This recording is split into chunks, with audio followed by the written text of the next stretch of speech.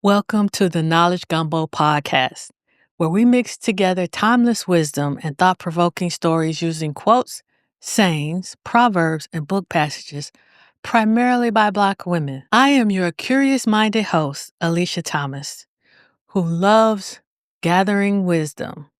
This is your space for gaining knowledge and having meaningful discussions about history, culture, and life lessons with splashes of humor.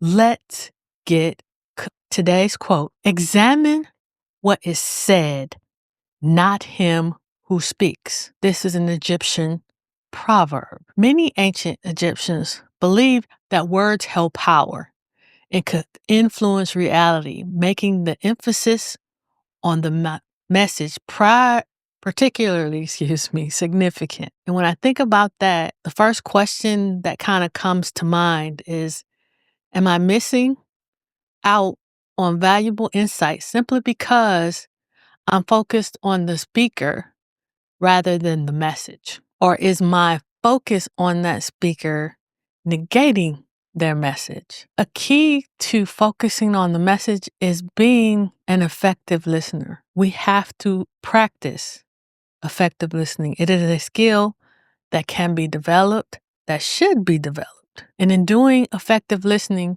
you give the speaker your divided attention. You're not on your phone, which is so prevalent right now, whether it's a family having dinner, whether you're in a meeting at work, people are constantly on their phones and their attentions are divided. And we falsely tell ourselves that I can multitask, but it's been proven that your brain can only concentrate on one thing at a time, and because something gets lost when you're trying to quote unquote multitask. A part of effective listening is also confirming your understanding with the speaker before moving forward.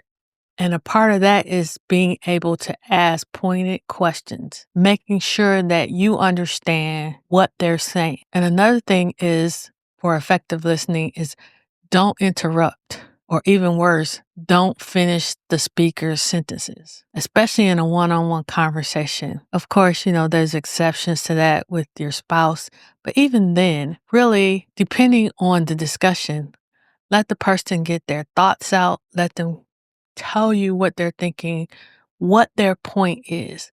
Because being an effective, active listener, you're engaging with your mind. You're not focusing on what you're going to say, despite what they're telling you right now, which of course you're not listening to. Being an active listener is understanding what they're saying, looking in your mind and trying to figure out, okay, let me repeat back to them. You said this, and this is what I heard, what you meant, and have them give you that feedback. And even if you're just sitting in a crowd and you're listening to someone give a speech, still write down those questions. Take the time to ask the speaker if they have a Q&A session to go deeper, or if they don't, find the person afterwards and ask them, you made this point. This is what I understood. Is this what you meant? Because a lot of disagreements and issues come from one person saying one thing, but the other person hearing it in a totally different way. Because a lot of times, depending on tone and pitch, can affect how people hear things. That's why it's never good to have a conversation through text. That's a pet peeve of mine. If we go back more than 3 or 4 times, call me. Let's have a conversation. We can get to the point faster than going tit for tat, because you can't hear inflections or anything like that when you're doing it by text. I was first exposed to active or effective listening in my first full-time job with working for Saturn Corporation. They required you take certain classes, and one of them was active listening. And the reason they offered this class and made it pretty much mandatory was that they were trying to kill the disconnect between different areas of engineering. Meaning, if I worked on this widget here, my focus was only on this widget. I didn't worry about what came before my widget, and I didn't worry about what happened to my widget after I was done. So with active listening, They wanted us to understand, okay, if this is my widget, how is my widget going to be used on this end? What can I do with my design to make this work better with this? What can I do with my design for manufacturing to be able to build it better? Active listening means I talk to everyone and everything that touches my widget or my design of my product so that I understand my end customer, which is not just the person who buys the cars. It's the person that designs things that surround my product. It is a customer of the people who have to build it repetitively. Am I doing something that can cause injury to that person? Also, I have to talk to service people because can this be serviced at a reasonable price, at a reasonable labor time? So we had to take active listening because we needed to communicate and listen to all our customers. Your customer was not just the person who purchased the vehicle.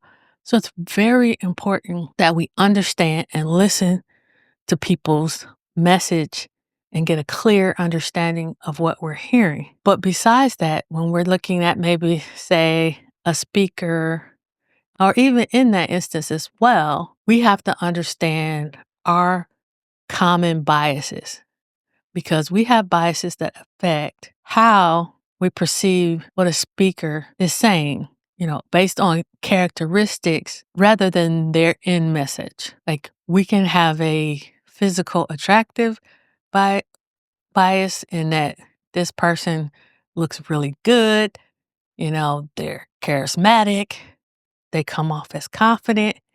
And so we actively just listen, looking at them, but not really hearing what they're saying. Or because they're so attractive, we automatically think anything they're saying has value. There's an authority bias in that because someone has letters by their name or doctor in front of their name, that they automatically say with authority what they're presenting, and we just believe it without asking questions. Sometimes there's a recency bias, meaning our most recent interaction with that speaker dominates our memory in that, say, we heard someone speak and they didn't say anything we liked. So anything they say next, because of that previous experience, I'm biased towards them and I tend not to listen to what they're saying. We have a cognitive dissonance, which is a fancy word for disagreement. It's when a speaker presents information that contradicts our existing beliefs or values. So if you're a Democrat, you don't want to listen to what a Republican is saying. If you're on one side of this issue, you don't want to hear what the other side of the issue is saying. And because of that, we put labels on people and we label their message, but nothing gets solved if no one is listening to what the other side is saying, because it's not necessarily about compromise.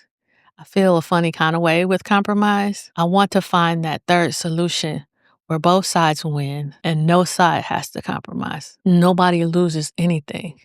We find that third solution that makes everyone win. There's also what we call confirmation bias, in that we tend to seek out or give more value, more weight to information that confirms what we already believe. And we've seen a lot of that with everything going on within Twitter and on Facebook of how your feed, the algorithm changed your feed to give you more of what you look at. They don't give you the opportunity really to find something new or find different attitudes. They just feed into what you already have. We need to understand the other side. We need to understand that everything we believe can be changed, meaning there might be new ways to look at the same beliefs. Doesn't mean you necessarily scrap everything, but it means your mind and heart is open to seeing the same things in different ways or seeing something the opposite way. We have to confront our biases, open our minds to hear and learn. And like I said, communicate with a person and let them know you said this and I understood it as this. Are we still on the same page? And I just want to throw this one thing in here as well, is that sometimes You have to agree to disagree, but you don't have to be nasty about it. It seems like everybody wants to cancel everybody because they don't believe the same thing. When did it become criminal to disagree with someone? Because you can disagree without being disagreeable. You can disagree without being vicious. You can disagree without being petty or mean. And it seems like our culture is set up, especially people who hide behind a screen and a keyboard and saying things there that they would never say if they were facing that person in real life. They would find a better way to say it or they wouldn't say it at all. So we have to check ourselves and make sure that we take control and own our own biases and make sure we tweak it so that we are fair and those biases don't take over. Because anyone who says they're not biased is a liar. We all have biases. It's just the way life is. But the bias doesn't have to dominate your life. Let's look at that proverb one more time. Examine what is said, not him who speaks. All right, as we come to the end, our favorite part, challenge. Share a bias that you find most challenging to set aside when reevaluating the message and the messenger. Comment that below, please, because I'm interested in what other biases there are out there that I'm not quite looking at and not seeing that I may be guilty of. So hopefully, as I share things with you, you'll feel free to share things with me, and we can both grow and be better people for the experience. If this is your first time, don't subscribe or follow just yet. Watch and or listen to more episodes before you commit. We want active family members, not hostages, in our Gumbo kitchen. Remember, you are always welcome to pull up a chair. There's always room for more at the table. The gumbo is hot and made with love. We will definitely see you next week.